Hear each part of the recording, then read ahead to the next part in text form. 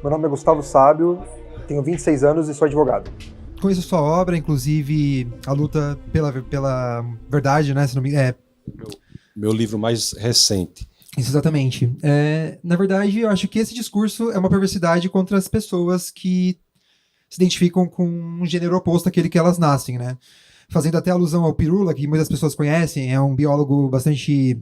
que tem uma relevância aí na divulgação científica.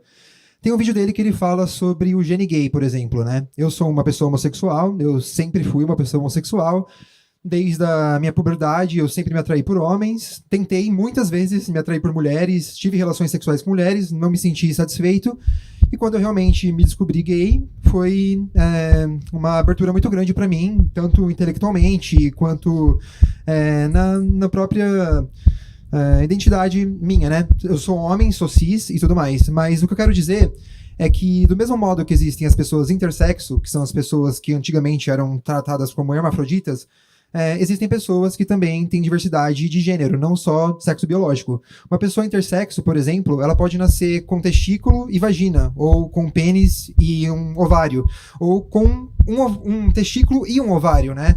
E aí vai além do pragmatismo que as pessoas falam de genes, por exemplo, XX e XY. Existe XX... Y, existe XO, por exemplo.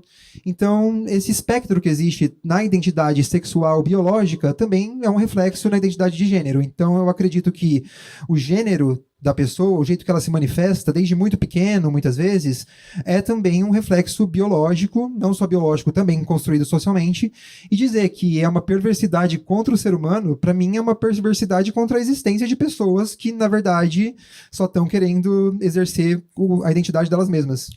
Primeiro, muito bem colocado, gostaria de fazer uma distinção muito importante entre o comportamento homossexual e a ideologia de gênero.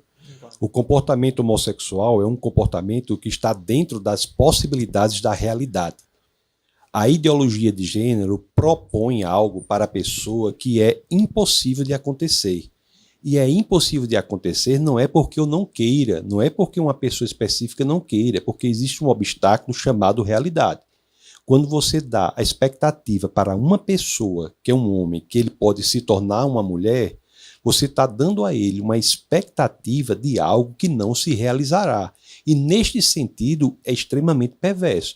Tanto é assim que tem inúmeras pessoas que se submetem à cirurgia, que é chamada de ressignificação de gênero, que entram em questões de depressão profunda, porque aquilo que é prometido não pode ser entregue.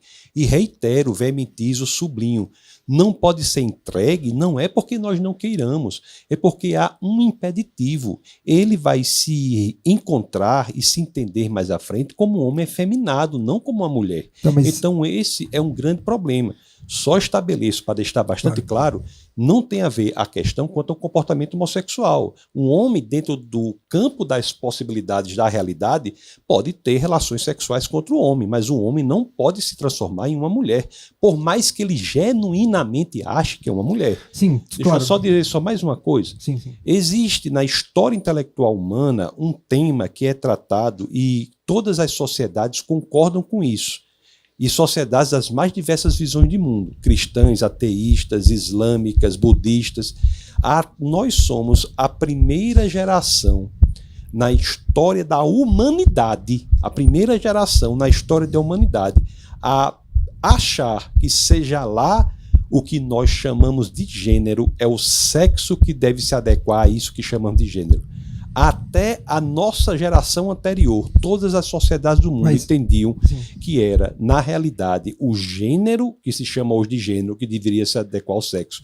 Tanto é assim que a história da psiquiatria traz isso como algo para ser tratado, chamado disforia de gênero. Não, tudo bem, mas se o senhor me permite, por exemplo, quando o colonialismo chegou aqui nas terras indígenas, por exemplo, foram encontradas muitas pessoas que eram consideradas com um gênero fluido, por exemplo. Existiam indígenas que nasceram homens, biologicamente, mas desempenhavam um papel feminino na sociedade.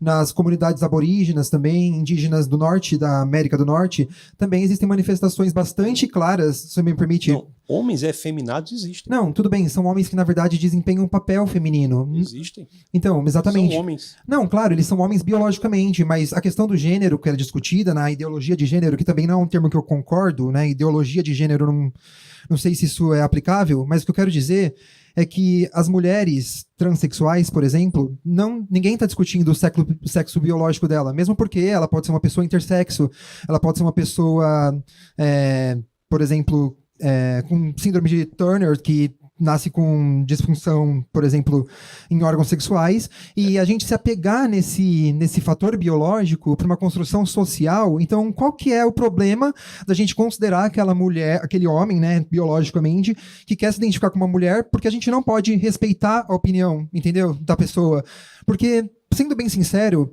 eu tô no meio LGBT, entendeu, eu tenho amigos que desde muito novo, são homens extremamente afeminados, certo? E eu acredito que eles se descobrem como mulheres mesmo.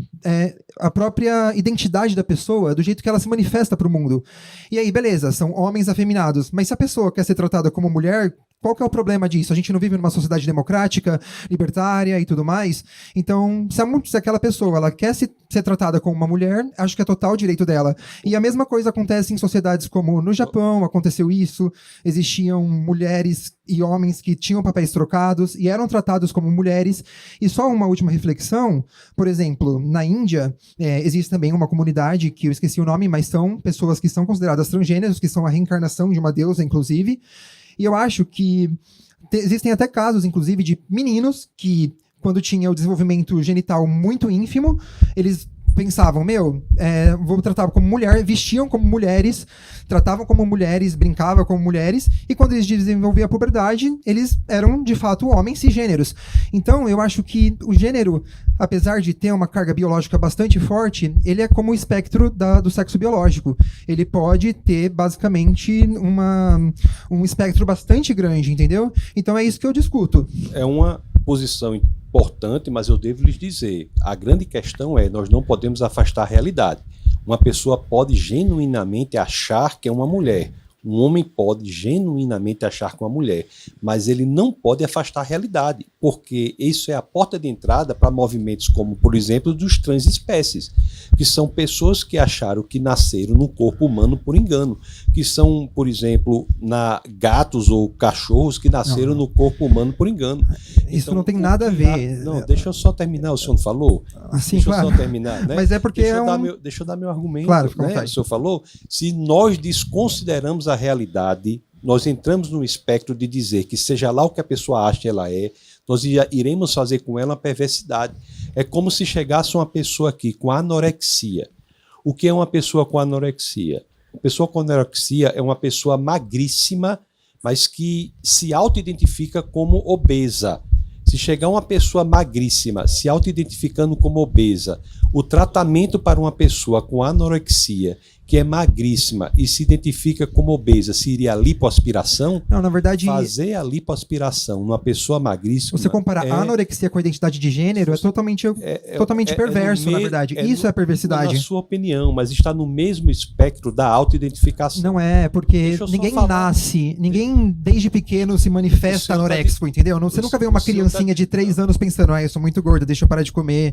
Então, tratar uma pessoa com anorexia fazendo uma lipoaspiração é a perversidade, porque embora ela se auto-identifique como obesa ela não é. Assim como tratar um homem como uma mulher é uma perversidade, porque não há nada que possa ser feito nele para que se torne uma mulher. A presença do cromossomo Y vai existir sempre. Certo, e uma pessoa que é ângulo da bacia XZ, por exemplo, para você, o que ela é? Teve como... XXY, ela é o que para você? Tá ali, né? Quer vir? O senhor quer vir?